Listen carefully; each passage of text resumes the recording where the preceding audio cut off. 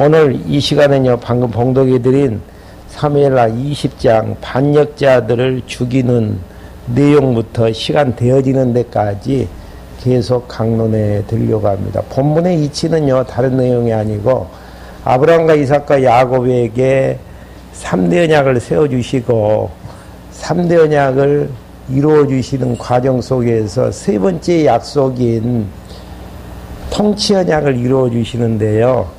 통치 언약을 이루어주시는 내용은 다윗 왕국을 세워주셔서 유다 왕권에서, 유다 지파에서 왕이 나오게 해서 다스리는 이제 왕국을 세워주시고, 세워주시는 왕국을 준비해서 건립해 주신 것도 하나님이 하시는 일이지만은 건립되어지는 왕국을 하나님께서 보호해 주시는데요. 어떤 환경 가운데에서도 보호해 주시는가? 살인죄와 간음죄를 짓는 다윗의 타락상, 그리고 그 왕가가 또 아버지의 피를 받아서 살인죄를 짓게 되어지는 이런 이제 환경 가운데에서도 하나님께서 보호해 주시는 장면이 계속해서 나오고 있습니다. 왜 하나님께서 다윗 왕국을 보호해 주시는가? 사무엘하 7장 내용에서 어떤 환경 속에서도 하나님께서 다윗 왕국을 견고히 해서 보호해 주시겠다라는 내용의 말씀에 근거해서 언약의 말씀 때문에 언약 백성들을, 언약의 왕국들을 보호하시는 하나님의 섭리의 숨결이 담겨져 있습니다. 그래서 이제 왕국을 보호하시는 장면이 11장부터 24장까지 나와지는데요. 왕가의 타락과 비극에 대한 부분이 전반부 내용이고요. 19장 8절 하반절부터 24장까지는 왕국이 이제 회복을 하고 회복 후에 교훈의 부분이 이제 나아지게 되어지는데요. 회복하시는 과정 속에서 다윗 왕국에서 쫓겨나가게 했던 다윗이 지난 시간에 왕국에 입성하게 되어지는 장면이 나오게 되어집니다. 그리고 이제 대적인 아들 압살롬이 죽게 되어지죠. 그리고 이제 20장, 방금 봉독해드린 20장 1절부터 내용은 다윗 왕국의 반역자들이 이제 죽게 되어지는 장면이 20장에 나와지는데요. 사무엘하 7장 11절에 보면은 다윗 왕국의 모든 대적에서 벗어나 평안케 되리라고 약속하신 바가 있습니다. 그 약속하신 바에 의해서 물론 과정 속에서는 다윗이 쫓겨나가서 참 힘든 어려운 이제 수치와 수모를 당하게 되어지는 것들은 사실이지만은 결론적인 부분에서는 그 대적들을 하나님이 하나님의 방법으로 처치하게 되어지고 이제 평안케 하시려는 다윗 왕국의 평안함을 주시려는 하나님의 이제 섭리의 내용들이 나오고 있습니다. 방금 봉독해 드렸던 20장 1절부터 2절까지는요. 나할류는 이제 불량배를 이야기하죠. 베냐민 사람 세바가 일어나 다윗을 비반하게 되어집니다. 반역을 일으킬 때에 지파 하나가 초점이 맞춰지죠. 베냐민 지파. 왜 베냐민 지파가 자꾸 반역에 가담을 하게 되어지죠? 사울왕이 베냐민 지파였는데 결국은 다윗 왕이 세워지면서 몰락을 하게 되어졌잖아요. 그래서 이제 옛날에 과거에 이제 그런 부분들을 잊지 아니하고 자꾸 이제 하나님이 하시는 일들에 대해서 인정하지 못하고 반역을 이제 깨하게 되어지는. 근데 여기에서 이제 누가 반역을 깨하게 되냐면은 방금 봉독해 드린 것처럼 세바라는 베냐민 사람이 이제 일어나서 다윗에게서 유다와 온 이스라엘 백성들을 나누는 작업을 하게 되어집니다. 그렇게 해서 2절에 보니까요, 모든 이스라엘 사람들이 다윗을 따르다가 비그리의 아들 세바를 따라 올라갔으나 유다 사람들은 요단에서 예루살렘까지 자기들의 왕 다윗을 떠나지 않고 따라갔다.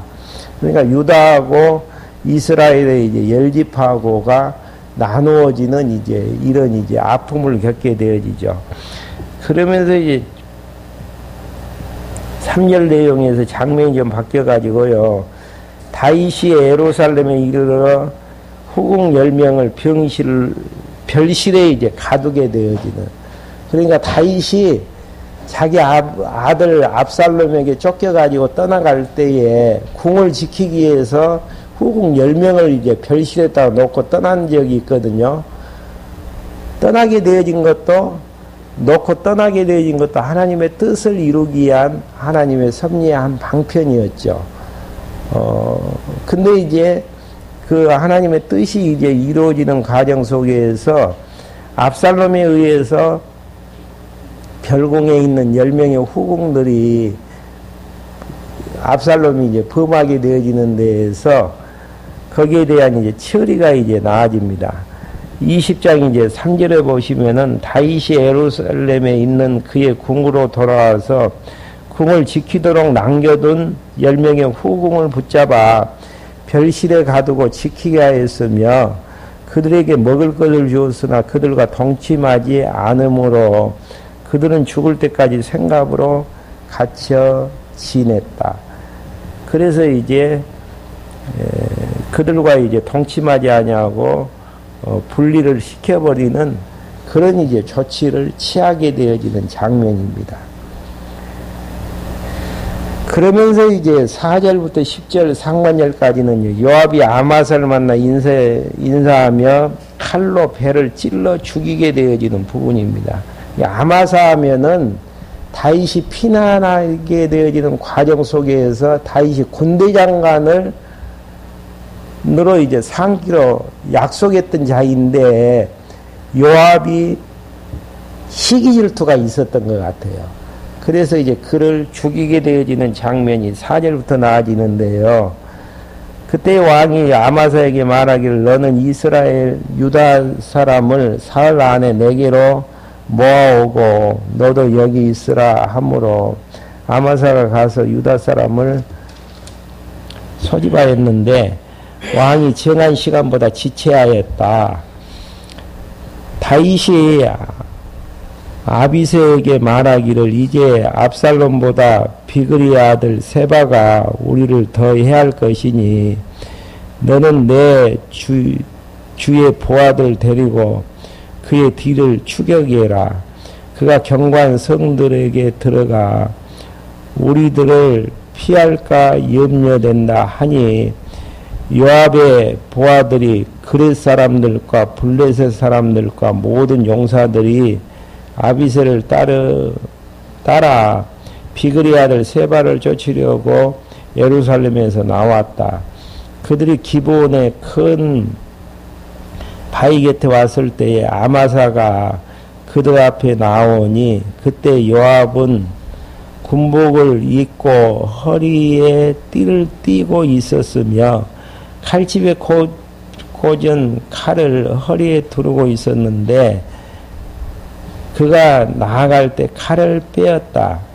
요압이 아마사에게 내 형제 평안하십시오 하고 말하면서 그의 오른손으로 아마사의 수염을 잡고 그에게 입맞추려고 하였을 때 아마사는 요압의 손에 있는 칼을 알아채지 못했다. 그러니까 인사하면서 이제 찌르는 장면이죠. 요압의 칼이 그의 배를 찌르니 그의 창자가 땅으로 쏟아져 나왔으며 다시 치지 않아도 그가 죽었다.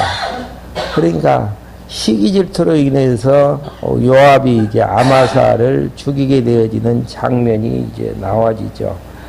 그러면서 이제 10절 하반절부터 13절까지는요, 아마사의 시체를 본 백성들이 요압을 따라 세바를 이제 쫓는 장면입니다.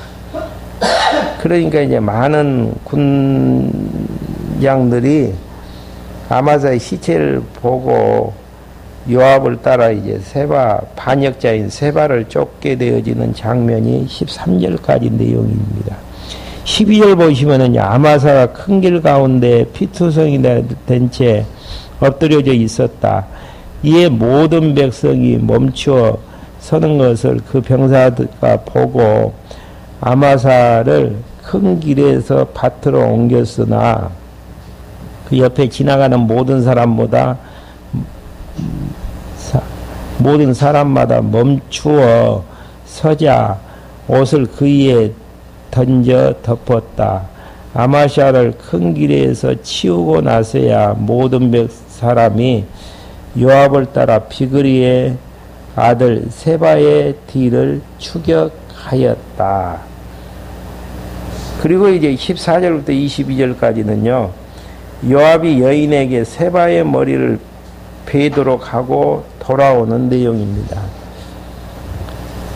세바가 이스라엘의 모든 지파를 두루 행하여 벤마가 아벨과 베림의 전 지역에 이르니 사람들이 모여들어 그의 뒤를 따랐다.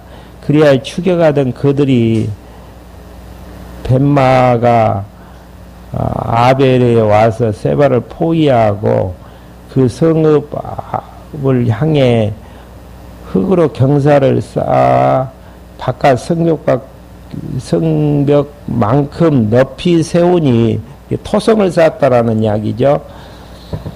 요압과 그에 함께 있던 모든 백성들이 성벽을 무너뜨리려 쳐 부수려고 했다. 그때 성읍에서 어떤 지혜로운 여자가 외치기를 들으시오 우리가 요압 장군에게 말하고자 하니 당신들은 그에게 이곳으로 가까이 오시도록 전해 주십시오 하였으므로 요압이 그 여자에게 가까이 갔다.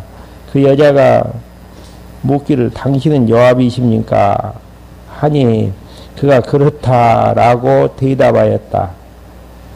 그 여자가 그에게 말하기를 당신의 여종의 말을 들으십시오 하니 그가 대답하기를 내가 듣고 있다라고 하였다. 그 여자가 말하기를 예전에 문제가 있었을 때 아벨에게 가서 물으라 하고 그것을 해결했습니다. 저는 이스라엘에서 평화롭고 성실하게 사는 사람입니다.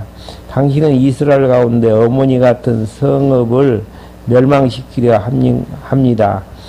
당신은 왜 여호와의 유업을 삼키려고 하십니까? 하니 그러니까 지혜로운 여자의 문제는 그거예요. 문제제기는 하나님께서 유업으로 주신 이 기업을 세바를 잡으려고 하는 것은 좋은데 왜 유업을 무너뜨리고 없애려고 합니까? 라는 문제제기였죠. 거기에 이제 20절에서 요압이 대답하였다. 절대로 그렇지 않다. 절대로 그렇지 않다. 네가 삼키거나 멸망시키는 것이 결코 아니다. 일이 그렇지 않다. 그러면서 이제 타협이 이루어지는 내용이 그러면 세바만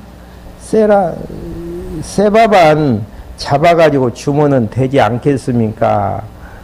라고 해서 성읍에 있는 사람들이 세바를 잡아가지고 결국은 그 머리를 성벽에서 이제 던지게 되어지는 장면이 21절에 이제 나와집니다.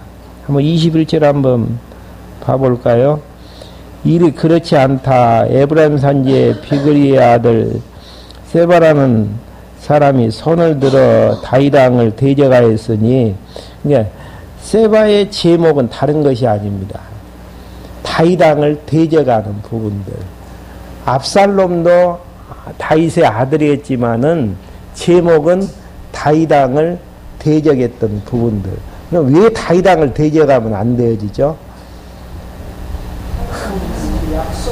하나님께서 세우신 약속의 왕이고 그가 다스리는 왕국 자체는 어떤 환경 속에서도 무너지지 아니하는 견고한 성으로 왕국으로 만들어 주시겠다라는 언약이 있었기 때문에 이게 중요한 부분은 언약이 있느냐 없느냐에 따라 가지고 언약이 있는 왕과 왕국을 대적하는 행위 자체가 범죄 행위가 되어지는데 세바가 이제 그런 경우였다라는 이야기죠.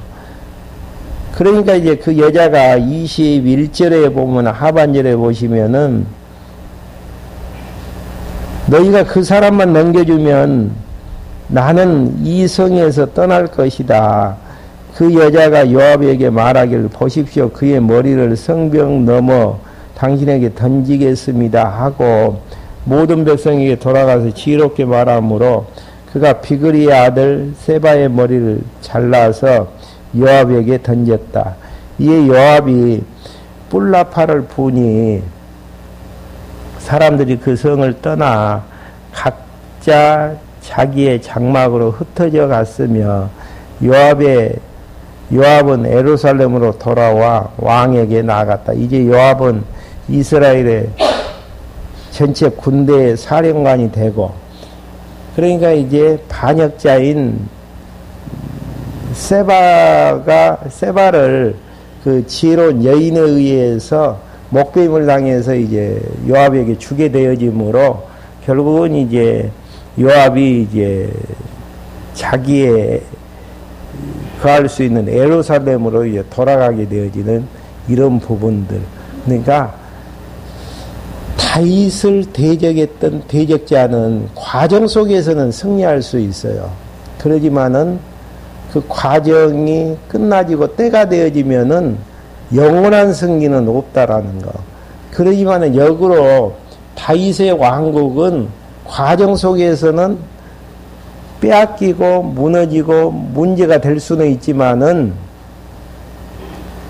마지막은 승리를 거두게 되어지는 그 이유가 다윗 왕국에 대한 사무엘하 7장의 언약 때문이라는 거. 중요한 부분은 언약에 의해서 역사를 성경의 구약사를 풀지 아니하면은 인간구의 하나님으로 갈 수밖에 없어요.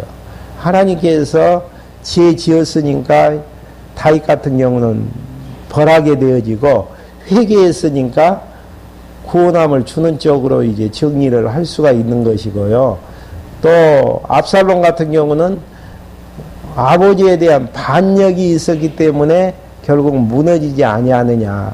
이렇게 이제 자기 자신의 행위에 따라서 무너지고 세워지는 것이 결정되어진 것처럼 보여진다는 이야기죠.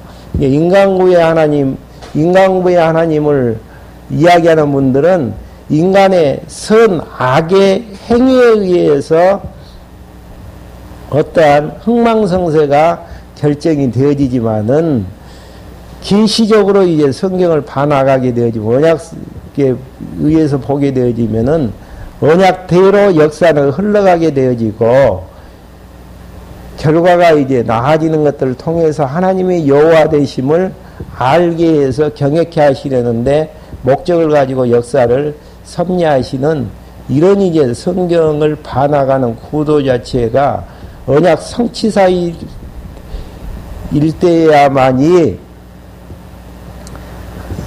하나님 자신을 계시하는 쪽으로 이제 정리할 수 있다라는 이야기입니다. 이렇게 해서 회복이 되어졌으면은 이제 왕국이 견고하게 서져야 되잖아요. 그래서 이제 23절부터 26절까지가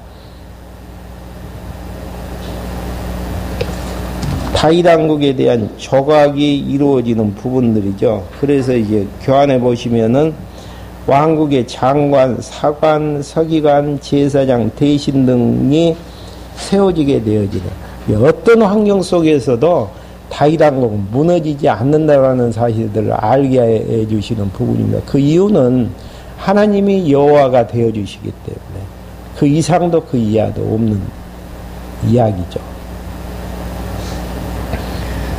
그 다음에 이제 안에 있는 대적들을 이제 진멸을 했기 때문에 그 다음에 이제 밖에 있는 21장 내용에서는 온수를 쳐서 멸하게 되어지는 내용입니다.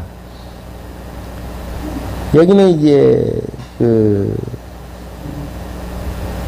안에 있는 이제 대적들 에 대한 부분들이 이제 전반부에 나아지고요.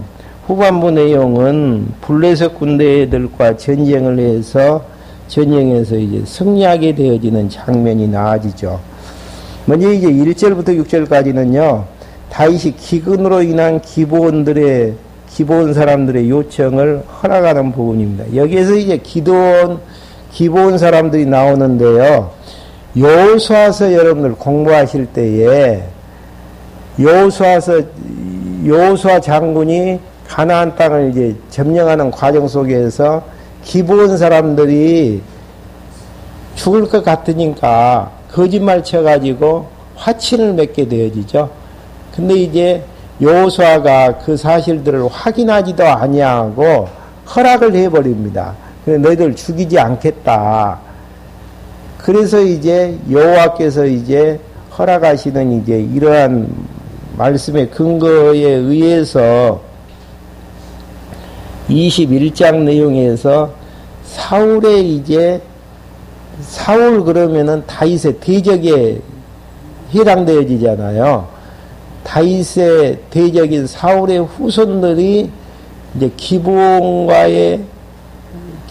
이제 하나님과 언약했던 이스라엘과 언약했던 이 언약의 근거에 의해서 무너지게 되어지는 반역자들에 대한 온수들을 멸하게 되어지는 장면이 나오게 되어지죠. 먼저 이제 1절부터 2절까지는요, 여호와께 물어서 3년 동안 기근이 있는 까닭을 알게 해주는 내용입니다. 어떠한 과정 속에서 사울의 아들과 그 손자들이 죽게 되어지는가, 역으로 말하면은 사울의 우선 앞에서는 베냐민 지파에 대한 문제점, 베냐민 지파에서 이제 반역자들이 나오게 되어졌고요. 그 이유는 사울의 후손들이 살아있기 때문에 지금 그런 현상들이 있는 것이거든요. 그런데 하나님께서 어떠한 환경들을 조성하셔서 사울의 아들과 손자들을 죽이게 하시는지, 그래서 온수를 무찌르게 하시는지에 대한 내용이 21장에 보면, 전반부에 보면 나와 있습니다. 한번 봐보시죠. 다윗 시대 때에 3년 동안 해마다 흉령이 들었으므로 다윗이 여호와께 간구하니 여호와께서 말씀하시기를 사울과 피를 흘린 그 집 때문이니 그가 기본 사람들을 죽인 까닭이라고 하셨다는 게, 여호수아 시대 때 기본 사람들은 죽이지 않고 보호해 주시겠다라는, 물론 이제 그들이 거짓 화친은 하기는 했지만은 하나님께서 이제 허락하시는 화친이었거든요. 근데 사울과 그 이제 후손들이 그들을 보호하지 아니하고 피를 이제 흘렸던 그것 때문에 하나님께서 3년 동안 이제 흉년을 이제 주게 만들죠. 그러한 사실들을 이야기를 하니까 기본 사람들이 이스라엘 자손이 아니고 아모리 사람들 중 남은 자들이었다. 이스라엘 자손이 그를 살려주기로 맹세하였으나 사울은 이스라엘과 유다 사람을 이해한 질투심에 의해 그들을 죽이려 하였다. 그러니까 살려주기로 약속을 했는데 그 약속을 하나님 앞에서 어기고 질투심 때문에 이제 죽이려 했다라는 이야기죠. 왕이 기브온 사람들을 불러 그들에게 말했다. 다윗이 기브온 사람들에게 묻기를 내가 너희를 위하여 무엇을 해야 하겠느냐? 내가 어떻게 보상해야 너희가 여호와의 유업을 축복하겠느냐 하니 기브온 사람들이 그에게 말하기를 우리와 사울과 그의 집안 사이의 문제는 은이나 금이 있지 않으며 이스라엘 중에서 사람을 죽이는 문제도 우리에게 있지 않습니다. 이게 돈 가지고 이제 문제를 해결하려고 해서도 안 되고 또 그런다 그래서 기본 사람들이 이스라엘 백성들을 죽이려고 하는 것은 더욱더 이제 아니다는 이야기죠. 다윗에게 말하기를 너희가 말한 대로 내가 시행할 것이다 하였다. 그들이 왕께 말하기를 우리가 학살하였고 또 우리를 멸하여 이스라엘의 온 영토 안에 발붙이지 못하게 하려고 계획했던 그 사람의 자손 중에서 7을 우리에게 넘겨주십시오. 우리에게 화평의 조약대로 하지 않았던 사울의 이제 후손들 7명을 넘겨주시라는 이야기죠. 여호와께서 선택하신 사울이 살았던 기브아에서 우리가 그들을 여호와 앞에서 목을 매달겠습니다 하니 왕이 말하기를 내가 넘겨주겠다 하였다. 그러니까 근거는 다윗에게 언약했던 화평의 조약이 문제가 아니고 여호수아 시대 때에 기브온을 복해하시기 위한 화평의 이제 조약이 있었는데 그걸 이제 사울왕과 그의 이제 그 족속들이 이제 어겼다라는 이야기죠. 어기다 보니까 흉년이 들게 되어졌고 하나님께서 이제 그 죄를 물어서 기브온 족속들에게 7명의 사울의 자손들을 넘겨주는 걸로 다윗이 이제 허락을 하게 되어지는. 이게 사울의 후손들을 죽인다라는 이야기는 다윗의 대적들을 무너뜨린다라는 의미를 갖게 되어지는 것이죠. 근데 그 명분이 있어야 되잖아요. 사울의 후손들을 죽여야 되는 명분이 있어야 되는데 여호수아 시대 때 평화조약을 어겼다라는 그 죄를 물어가지고 사울의 후손들을 죽이게 되어지는 이게 이제 직접적인 동기가 되어지는 부분들이고요. 근본적인 동기는 다윗 왕국에게 약속하셨던 그 약속의 근거에서 다윗 왕국을 더욱더 경고케 하기 위해서는 반대로 반역자들을 처단해야 되고 적들을 물리칠 수밖에 없잖아요. 그런 이제 의미에서 진행되어지는 내용들입니다. 그래서 요나단의 아들 무비보셋은 요나단의 하고 약속했던 내용들이 있기 때문에 그 나머지 아들 두 아들과 손자 5명을 붙잡아서 구절에 보시면은 기본 사람들의 손에 넘겨주었다. 기본 사람들이 산 위 여호와 앞에서 그들을 목매달았으므로 그들 7이 다 같이 죽었으니 그들은 추수기의 첫날 보리 수확이 시작될 때 죽었다. 그러면서 이제 10절부터 14절까지는요, 다윗이 사울왕과 그 후손들의 유해를 찾아서 죽었으니까 이제 장사를 지내게 되어졌고요.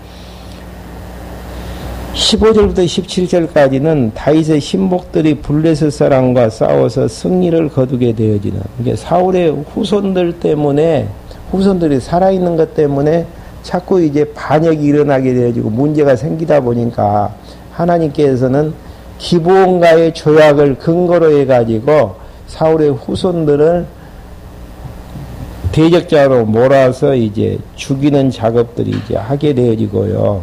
그다음 외부적으로는 15절부터 17절까지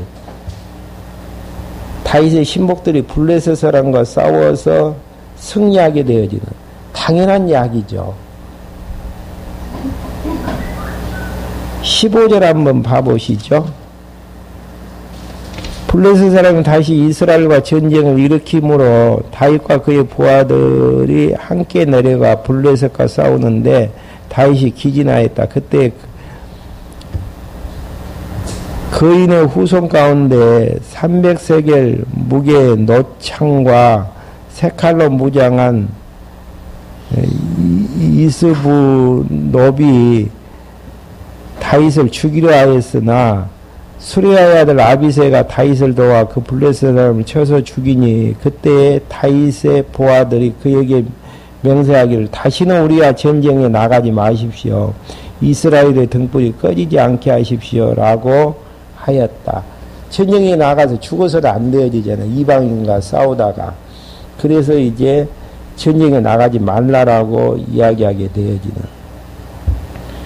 그래서 이제 18절부터 22절까지 다윗이 4차례에 걸친 블레셋과 싸움에서 승리를 거두게 되어지는, 승리는 보장되어지는 부분들 아니겠습니까? 왜 그러냐면은 다윗 왕국에 대한 언약이 있기 때문에. 그러니까 구약을 풀어나가는 관점 자체가 언약의 근거에서 이제 역사가 진행이 되어지는데요. 어떠한 언약의 근거에서 현실적인 역사가 진행이 되어지는 것인지를 확인해 보면은 언약하고 어떤 사건하고는 반드시 연관관계가 있게 되어지는. 왜 그렇게 되어지는 것이죠? 하나님이 여호와이심을 계시하시기 위해서는 언약하고 언약대로 역사를 섭리하시는 이런 부분들입니다. 그래서 다윗과의 이제 4차례에 걸친 블레셋과의 싸움에서 승리를 이제 거두게 되어지는 부분들이 22절까지 내용이죠. 21절 한번 봐볼까요? 그가 이스라엘 사람을 조롱함으로 다윗의 형 삼바의 아들 요나단이 저를 죽였으므로 죽였다. 이 4사람은 가드의 거인에게서 태어난 자들로서 다윗과 그의 부하들의 손에 죽었다. 그래서 이제 블레셋을 완전히 진멸시키게 되어지는 이런 이제 부분들. 그 다음에 이제 내부에 이제 그 반역자들 이제 처치가 끝났고요. 외부에 이제 대적들이 물리쳤으니까 그 다음에 나아지는 부분이 무슨 내용이겠습니까? 하나님께 대한 다윗의 찬송이 나아지는 부분들이죠. 찬송이 나아지는 부분은 지금까지 다윗 왕국이 세워졌고 준비되어져서 건립되어졌고 건립되어지는 다윗 왕국이 여러 가지 어려운 우여곡절을 겪는 과정 속에서 회복되어져서 전쟁에서 이제 승리가 되어졌을 때에 나와지는 신앙 아름다운 열매들은 하나님께서 하셨다라는 하나님께 대한 찬송의 내용이 22장 1절부터 23장 7절까지 나와지는데요. 여기에 나와져 있는 찬양은 시편 18편에도 나와진 내용들이죠. 그럼 어떻게 이제 찬송을 하는가를 한번 봐보시죠.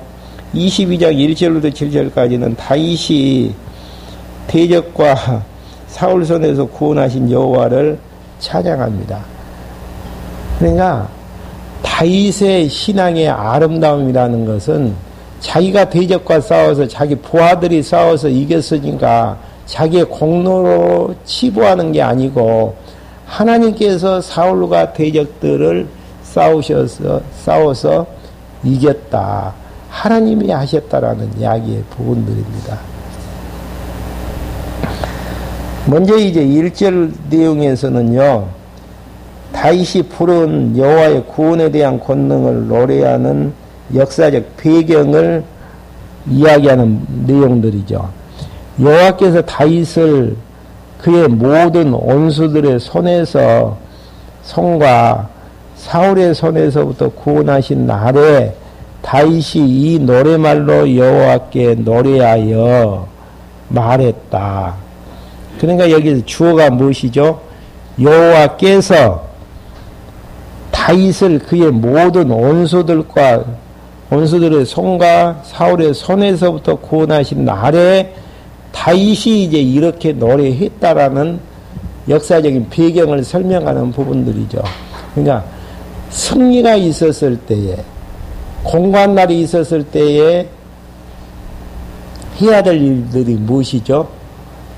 조용하니 하나님 앞에 엎드려서 하나님께서 왜 이렇게 하셨는지 이를 이제 생각할 수 있는 시간을 갖는 것들이 필요하고요. 공고한 날이 되어졌을 때에 그러면서 이제 하나님 앞에 모든 것을 맡기는 작업들이 필요한 부분들이고요. 형통한 날이 진행이 되어졌을 때에 하나님이 하신 일들에 대해서 찬양하게 되어지는, 예배의 2대 요소가 기도하고 찬양이잖아요. 기도와 찬양을 하게 하시는데 어떠한 방법으로 하게 하시는가? 공고한 날 주셔서 기도하게 하시고, 형통한 날 주셔서 찬송케 하시는 하나님의 섭리.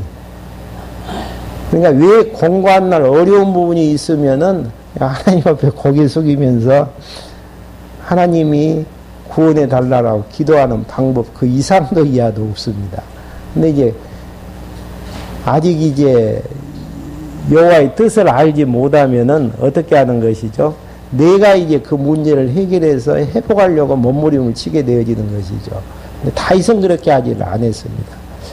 시련을 주셨을 때 조용하니 엎드려 있었고, 회복을 주셨을 때에 하나님이 하셨던 일들에 대해서 노래말을 지어가지고 찬양으로 하나님 앞에 올려드리는 이런 부분들입니다. 조금 진도 한번 나가보죠. 먼저 2절부터 3절까지는요, 자기를 구원하신 여호와의 권능을 노래하는 서원이 나아지죠. 그러니까 자기를 구원하는 여호와 하나님의 권능이 어떠한 것인가? 2절 한번 봐보시죠. 여호와는 나의 반석이시고 나의 요새이시며 나를 건지시는 자이시고 내가 피할 내 반석이신 하나님이시며 나의 방패이시고 나의 구원의 뿌리시며 나의 산성이시고 나의 피난처이시며 나의 구원자이시니 주께서 나를 폭력에서 구원하십니다. 찬양을 받으실 여호와께 내가 부르짖을 것이니 내 원수로부터 내가 구원을 받을 것입니다. 온갖 나의 요새, 건지시는 자, 반석, 방패, 구원의 뿔, 산성, 피난처, 구원자, 이분이 누구다는 이야기입니까? 여호와시다는 거. 이러한 찬양이 물론 18장에서도 나와져 있지만은, 시편 18장에서도 나와져 있지만은 70에서 80편 정도가 다윗의 기도와 찬양으로 엮어져 있습니다. 그러니까 어려움 주시면은 다윗은 기도했고요. 형통함 주시면은 찬양하면서 평생을 보냈던 다윗의 모습. 그가 이제 찬양했던 내용은 여호와의 전능성을 이제 찬양하게 되어지는 2절부터 3절까지 내용이 나와져 있고요. 그 다음에 4절부터 7절까지는 여호와께 자기가 부르심을 듣고 대적과 사울의 손에서 구원하신 것을 노래하는 부분입니다. 찬양받으실 여호와여 내가 주께 부르짖을 것이니 너 원수로부터 내가 구원을 받을 것입니다. 사망의 물결이 나를 휘감고 파멸의 홍수가 나를 두렵게 했으며 소울의 줄이 나를 두르고 죽음의 올가미가 나와 마주쳤습니다. 환난 가운데 내가 여호와께 부르짖고 나의 하나님께 부르짖었더니 주께서 그 성전에서 내 음성을 들으시고 나의 외침이 주의 귀에 이르렀다. 그러니까 기도하니까 되어졌다. 이거 이제 단순한 내용으로 기도하니까 하나님께서 구원해 주셨다라고 이야기할 수 있지만은 창세기부터 사무엘하 21장까지 내용을 엮어서 이야기를 하면은 앞에만 봐도 무슨 내용이죠? 사무엘하 7장만 가도 하나님의 언약이 있었기 때문에 언약의 근거에서 언약이 있었기 때문에 언약의 근거에서 기도하게 되어지고 언약에 의해서 기도하게 되어지니까 하나님께서 그 기도를 들으시게 되어지시는 하나님의 섭리. 이게 기도의 내용들 신구약 성경을 보게 되어지면은요 항상 언약을 근거로 해서 이제 기도하게 되어진 것들을 확인할 수 있는 이제 장면들이죠. 그 다음에 이제 8절부터 20절까지는요, 다윗이 권능을 행하셔서 구원하시는 여호와를 찬양하게 되어집니다. 8절 한번 봐보시죠. 이에 땅이 진동하고 떨었으며 하늘의 기초가 요동하고 진동하였으니 이는 여호와께서 진노하셨기 때문이다. 연기가 주님의 코에서 솟아오르고 불이 주님의 입에서 나와 그 주위를 삼겼으며 그 불이 숲이 타올랐다. 주께서 하늘을 부리시고 내려오실 때 주님의 발 아래에는 짙은 구름이 있었고 주께서 구름을 타고 나르시며 바람 날개 위에 나타나셨다. 주께서 어두운 곳 모인 물과 짙은 먹구름으로 그분의 주위에 장막을 만드시고, 그러니까 계속해서 이제 20절까지의 내용이 권능으로 이제 구원하신 여호와 하나님을 찬송하는 실제적인 모습들을 그리는 내용들입니다. 13절 그분 앞에 있는 광채로부터 숯불이 피어올랐다. 여호와께서 하늘에서 천둥을 치셨고 지극히 높은 곳에서 소리를 내셨다. 그분이 화살을 쏘아 그들을 흩으셨고 번개로 그들을 혼란케 하셨다. 여호와께서 진노하셔서 콧김을 내뿜으실 때에 바다 밑에 나타나시고 땅의 기초도 드러났다. 주께서 높은 곳에서 보내사 나를 붙들어 주시며 많은 물에서 나를 건져내셨다. 주께서 나를 강한 온수들과 나를 미워하는 자에게서 건지셨으니 그들이 나보다 강하기 때문이다. 그러니까 다윗 입장에서는 다윗 자신을 미워하는 자 다윗이 어찌할 수 없어요. 잡으면 삼키려고 하는 자 어찌할 수 없는데 여호와의 권능이 그들에게서 건져주셨다라는 거. 그들이 나의 재앙의 날에 나를 적대하였으나 여호와께서 나의 의지가 되셨다. 그분이 나를 넓은 곳으로 이끌어내셨으며 나를 기뻐하심으로 나를 구출하셨다. 이게 살인죄와 간음죄 짓는 것만 보면 미워하실 걸로 보게 되어지죠. 이게 거기에 대한 이제 징계는 하시지만은 하나님께서 기뻐하시는 언약의 왕이기 때문에 자기 자신을 구출해 주시는 부분들입니다. 그 다음에 이제 21절부터 27절까지는 다윗이 행한 대로 갚으셔서 구원하시는 하나님께 찬송하는, 행한 대로 갚으셔서 구원하시는 하나님께 찬송한다? 다윗이 지금 왜 어려움을 당했죠? 살인죄와 간음죄를 지었던 그것 때문이죠. 근데 행한 대로 갚으셔서 구원하시는 하나님께 찬송했다라는 거. 자기가 의인이라는 이야기 아니겠습니까? 그 부분은 다음 시간에 무슨 의를 지금 주장하고 있는 것인지. 분명히 우리가 봤을 때는 다윗의 행위하면은 살인죄와 간음죄를 짓는 것밖에 없잖아요. 도덕적으로 봐도 참 도저히 용납할 수 없는 그런 이제 흉악한 범죄를 지었던 다윗인데 자기의 행한 대로 갚으셔서 구원을 하셨다.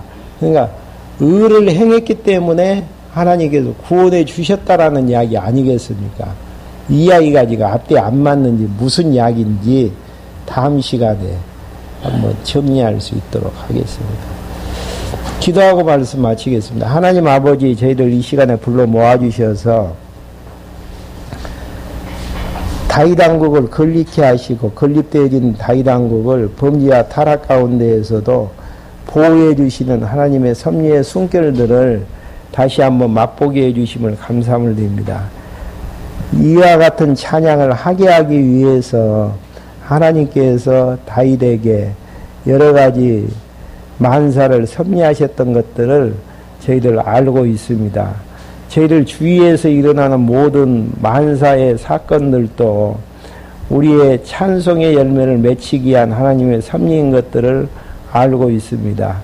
저희들에게 찬송이 있게 하기 위해서 과정 속에서의 아픔과 고통 견디고 힘든 상황에서도 참게 하여 주시고 기도케 하여 주셔서 마지막 날 주님 앞에 찬송을 드리는 아름다운 열매가 있게 하여 주시옵소서. 예수 그리스도의 이름으로 기도했습니다. 아멘.